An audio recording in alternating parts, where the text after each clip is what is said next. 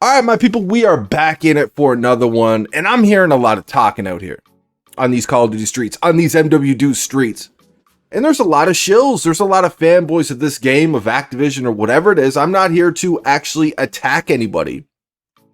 They don't believe us when we're talking about there's a lot of inconsistencies with the gunfights, right? There's a lot of random bullshit that goes on out here. That's just, you can't really explain it, right? You know you got bullshitted, and you try to talk about it, and these people want to shut you down like you're crazy or something, right? Like, you know, it's almost like when a crazy person tells you that they're not crazy, does it help? It actually makes it kind of worse, doesn't it? They're trying, it's like that same type of mindset though, you know what I mean? So in today's video, we're just gonna watch a video. I don't want to talk about the patent. We all know it exists. A lot of people will ignore it. We know it exists. I was around, I was in the trenches with the homie Serious back when this was all exposed in Cold War.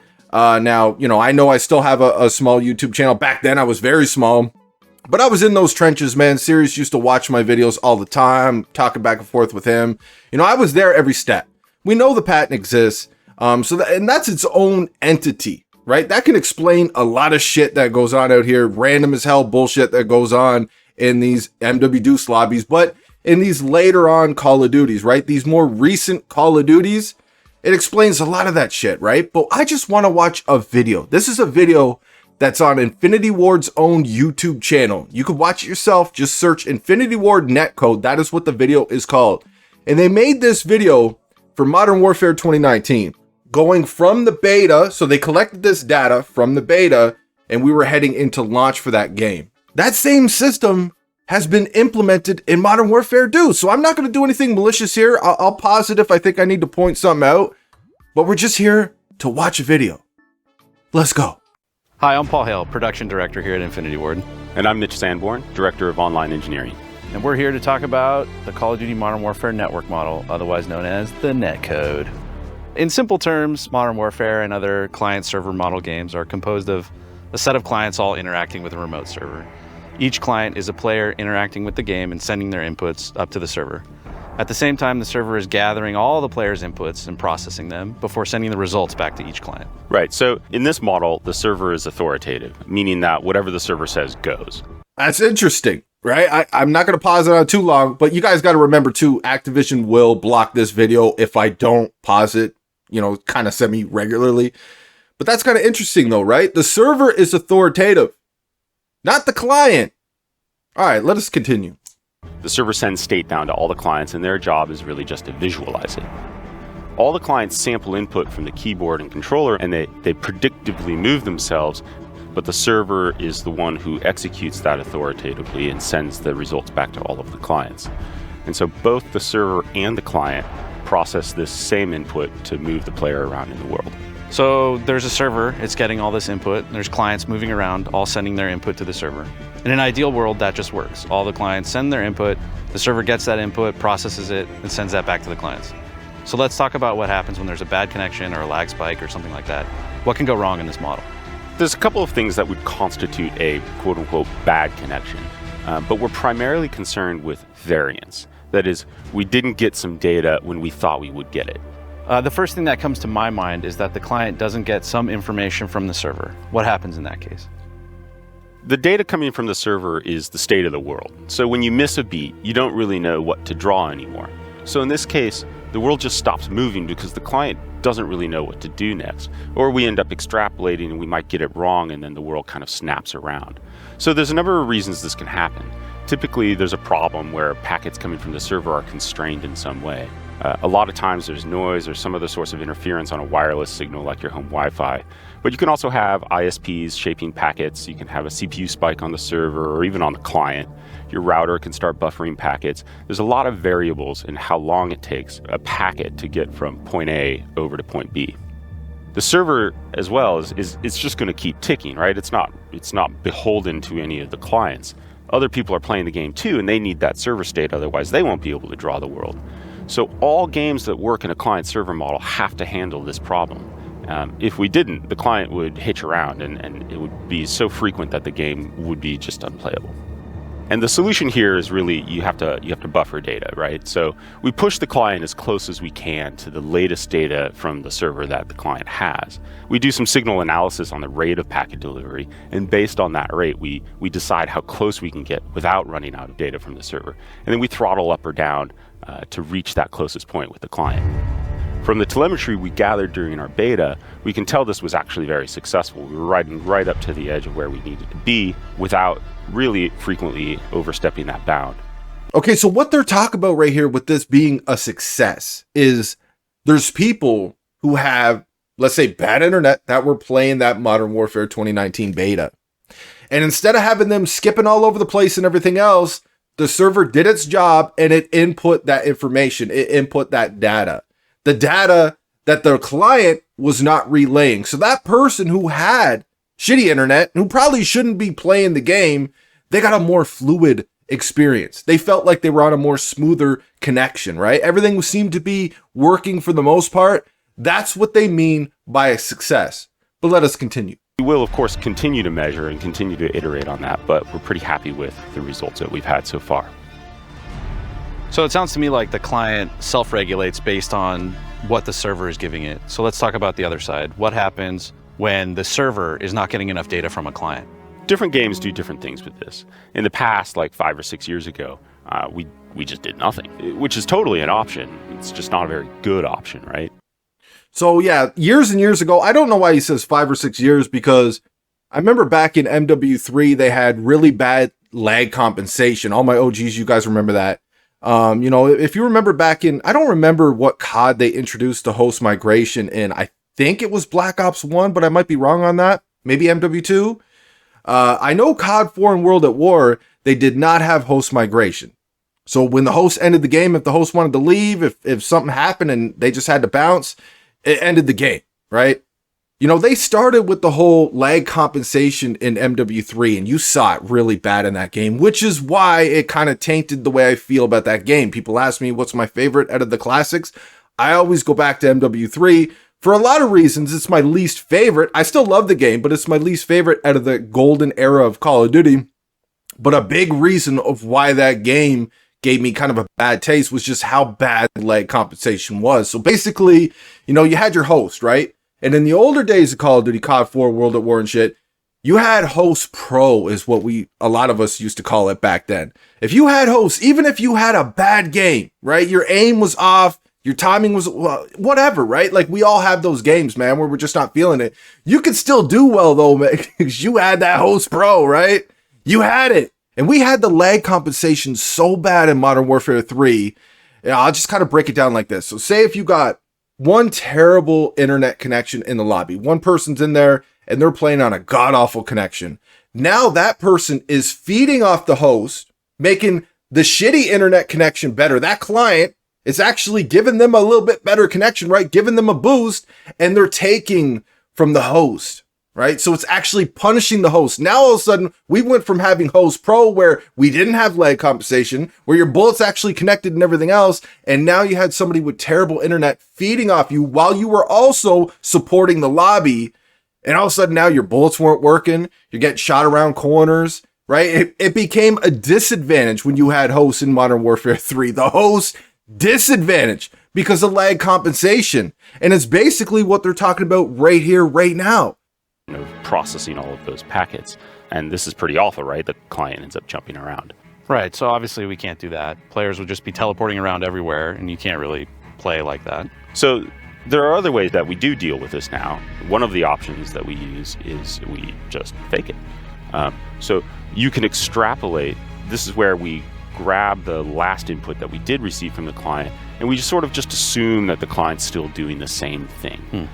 Then when you finally do get data from the client, you unwind that extrapolation. You go back and you fill it in with what the client actually did. The problem here is that sometimes you get it wrong. And you can see that when there's a sudden change of direction or acceleration in this video, right? Where he suddenly changes direction, and then there's this small pop because the extrapolation had put them in the wrong. Did you see that pop right there, right? How the player just did something that you could tell the person on the sticks right there in front of our screen, they did not make that move, right? The game made them move to that spot. And they're talking about here predicting data, right? Assuming data. They're filling in the blanks, right? They're putting in the missing pieces of the puzzle instead of letting that client tell the server what actually is going on. Infinity Ward got algorithms in here that's telling the server, all right, this is what we think they're going to do, so this is what they actually did. And that's why we're seeing a lot. You notice it's really bad in Modern Warfare Deuce right now, right? You know, there's so many times where I've been around a corner. I know I was clean around a corner and I still get killed, right? It seems like the dude killed me in, say, a bullet or two, and he's using like an M4 or something, right? And I'm like, what the dude? I can never kill that quickly with that damn gun. Are you kidding me? And you're clear around that wall. You should have been able to hide for cover. You should have been all right. And then you watch the kill cam back, and in the kill cam, the motherfucker shot 5 bullets or 6 bullets, and it still shows you like half your body around that ledge or wall or door or whatever the fuck it is, right? That's what's going on here. They're putting the missing pieces together. They're predicting what's happening, filling in that data, and usually it's not accurate though. They're just assuming that this is what the player's going to do. He could have did a 180 there because he heard a noise behind him. He could have moved to the right instead of the left. There's a lot of things that players could have done that their algorithms are assuming that player's going to do, which is leading to random as fuck gunfights, inconsistent and broken as hell gunfights as well too, and with spawns, right? They have it in their algorithm to spawn that person right there, but now that person has packet loss, right? They lost that data. Now they're predicting that this enemy is going to move to this spot, but he didn't move there. He actually moved over there. So now you spawn in what they thought was a decent spot for you to spawn, and this motherfucker's hosing you in the back because they predicted he was going to move over here, but he didn't. He actually moved to where you spawned at, and now he gets a free kill shooting you in the back. Does that make sense to anybody right now? I mean, I know I'm not like the smartest person in the world, not even close, but I mean, you know, I think this video is pretty self-explanatory, but I know there's people out here that could watch a video like this and be like, huh, I have no idea what the motherfucker just said, man. Like, you know what I mean? You know, just listen to what is being said to you, man. Like, am I saying that Infinity Ward is out here trying to make gunfights as random as possible? They're trying to screw over people with better internet and stuff like that. No, that's not what I'm saying. What I'm saying is they're doing their job. Activision wants these people with bad internet to still play the game. Activision wants these people who are bad at the game enter skill-based matchmaking. They want them to stay in the game and buy bundles, right? If they're getting smacked around, their opinion is they're not going to want to play the game. Now, see, for me in COD 4, I got my shit pushed in on a regular every game for months. I got destroyed on COD 4. All it made me want to do was get better. I kept wanting to play the game because I wanted to be able to do what I seen other dudes doing in the lobbies, and I would pay attention to them. When they killed me, I would watch the kill cam and see how they outplayed me. I would watch the final kill cams, and I would try to put all these pieces together. I would watch some videos on the internet, and it motivated me to get better. I wanted to play the game because the game was fun. Spot, and when we ran the real data, he was somewhere else. Right. So if you don't want that kind of snapping, you can also pretend the input was the real input. And we call this sort of like a prediction, right? You're predicting what the client would have actually sent you by just saying, well, the last thing you sent me is now the real thing that you sent me. So this is an extrapolation, right? We're actually predicting client input here. And because the server is authoritative, you can just make this happen, right? You can put the client there and everyone will just see it. And this will result in smooth movement, but you'll cause mispredictions for that one client who's having... There you go. You'll cause mispredictions with the client, all for smooth gameplay for the person who is struggling. But here's the issue that I have now. Now I'm going to tell you why this doesn't work even more with skill-based matchmaking. For all my people out here who are, let's say you're around me, right? Like around a 2 KD. I've always been around a 2 KD player throughout my years in Call of Duty. Some Call of Duties it was higher, some Call of Duties was lower, but I always averaged around a 2 KD. So if you're in my lobbies, right? When have you ever seen a ping under 50, let's say? I don't think I've seen, a ping under 60 or 70 in this game, period. I haven't seen one. So everybody in that lobby, I'm never playing with people on the East Coast of Canada where I am. I'm playing people in the States, in Britain. I'm playing people in Italy. We're playing people from all around, man, because it's what the algorithm decided. They're close to our skill level. That's who we're playing against. That's why we're sitting there for 3 minutes trying to find a lobby sometimes. That's why our ping is always high. But if everybody's ping is high, the server's not getting that data, leading to packet loss, which leads to information loss, which leads to they're predicting way more shit in that game, which leads to inconsistent gunfights, broken as hell gunfights, random as fuck bullshit going on, horrible ass fucking spawns, where you're getting insta-kill, but it's taking you 10 bullets to kill a motherfucker. All this horse shit, right? All because we all have missing information now. We all have high as fuck ping, right? Skill-based matchmaking. Apparently it works, bro, but let us continue. So too much of this, and that game becomes unplayable by that client now. Mm-hmm. Finally, to sort of solve all of that, you can buffer data, right? Which produces nice, smooth movement because you're actually executing real data. But if you don't do anything at the start, right? If you starve for data for some period of time and you didn't have anything in the buffer, you're still going to get that hitching until you get enough data from the client to compensate for that, and you fill your buffer up, and then you start pulling from the buffer when you get that starvation. The other problem with buffering is that it induces latency, right? Like you end up with just packets hanging out in the buffer for some period of time. And this is when we talk about like full system latency. This is part of that equation, and it ends up being quite a large part of that equation if you get it wrong. So we've written this engine to support all the options. In the live environment, we mix and match according to the network conditions so that we optimize for low latency. At the same time, we control for players where network conditions suck so they don't ruin the match for everybody else. So let's talk about how this technology applies to a classic situation like when I get killed while I'm running for cover. Right. So if you're in the open, maybe casually reloading your SMG or whatever, minding your own business, and then you see the sniper glint, right? And you decide, I'm going to run for cover. This is a long road to travel, both for you now and your packet, right? Your position in the open goes to the server, right? That packet goes up to the server, and the server puts you in the resulting position, which is out in the open. And then that packet goes down to the other client who sees you out in the open, and he pulls his trigger, and this is going to be the kill shot. That packet then goes back up to the server, where the server executes that action authoritatively and sends the result back to you. So the longer the total latency in the system, the further behind that rock you're going to get. Extrapolation actually helps us to beat latency, right? Like if we guess right, we're actually beating the round trip time of that packet by inferring where you're going to be before you've actually told us where you're going to be.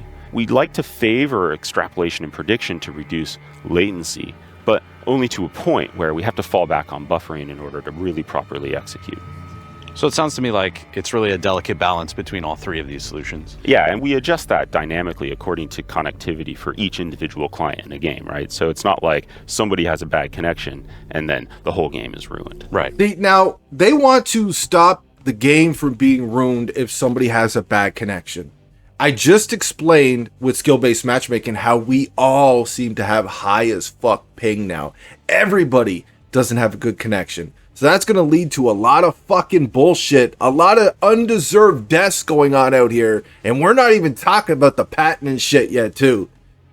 But now, we got to suffer. We're at a disadvantage because, say, somebody has a really bad connection in that lobby. Instead of that person, and listen, I feel bad for the people who have terrible internet, right? If you're in a location where they don't have great internet right there, you're still stuck on like dial up from the 1990s or some shit. Listen, man, I feel bad for you, but if that is your situation with your internet though, should you be playing the game online, right? It's not our fault that you got terrible internet, and I hope you get it figured out. I hope you get to a place where you got some great internet and you could jump online and have a blast, right?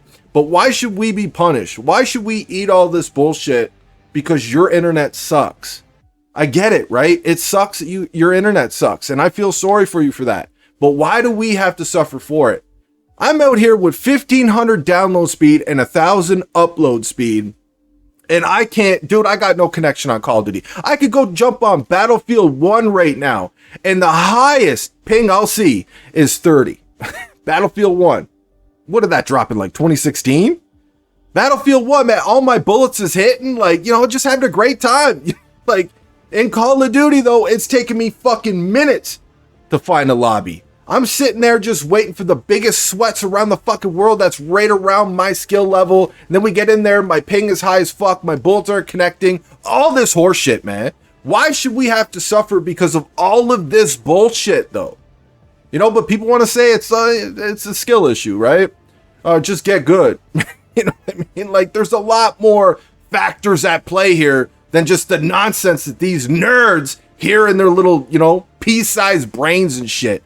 Just because they're simple and they don't understand shit, you know, they spit that venom, right? We got to deal with it. But yeah, you know, I don't know, man. Like I said, I don't think Infinity Ward intentionally wants to put people at a disadvantage. But I mean, you watch this fucking video and, you know, if you got half a brain, I assume you could figure out what they're saying here. I don't think that they're intentionally doing that, but I think they're just doing their fucking job. They're doing what Activision wants them to do because they don't want little Timmy with horrible internet to go return the game or stop playing it and not buy any microtransactions. And then they got the skill-based matchmaking here, thick as we've ever seen it, to protect the weaker players and the newer players who have good connection, right? They want them to stay on the game. Apparently that's going to make them stay on the game, right? If they don't see any players better than them, it's going to make them want to stay on the game and they're going to buy more bundles and shit. You know, I think this video is pretty much self-explanatory, but you know, you'll have those bitches, you know what I mean?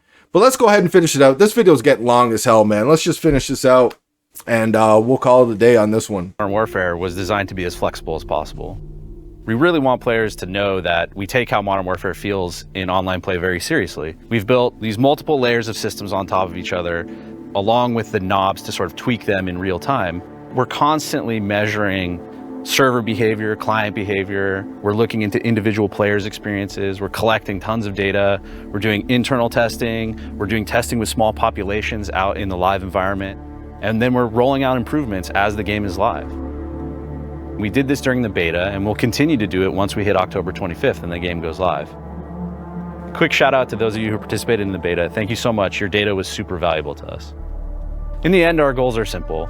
We start from a good place, and we make sure that the game feels amazing in low latency situations. Then we build these systems on top of it to make sure that the game is tolerant to network issues, because the internet is the internet and problems will happen. Then we try to isolate issues so that when bad things happen, we don't let it ruin a whole match, and we keep the problem to just the problem connection. So I think that about wraps it up for us. I hope you enjoyed. All right, so there we go. That's enough of that Infinity Ward netcode. This, like I said, this was back in Modern Warfare 2019, but the same shit is going on now in Modern Warfare Deuce, and it's even worse now with how much thicker it seems like they've just perfected the skill-based matchmaking. You got us out here up against entire stacked teams of players just as good as us or better, or if they're worse, it's not by much, it's just a very tiny margin, sweating for our lives in what's supposed to be casual pubs, but now we don't even have connection on top of it. And as you just seen from this video, you got other factors in play here that is deliberately putting you at a disadvantage, whether it's intentional or not. And we haven't even gotten to the patent yet, which we all know exists.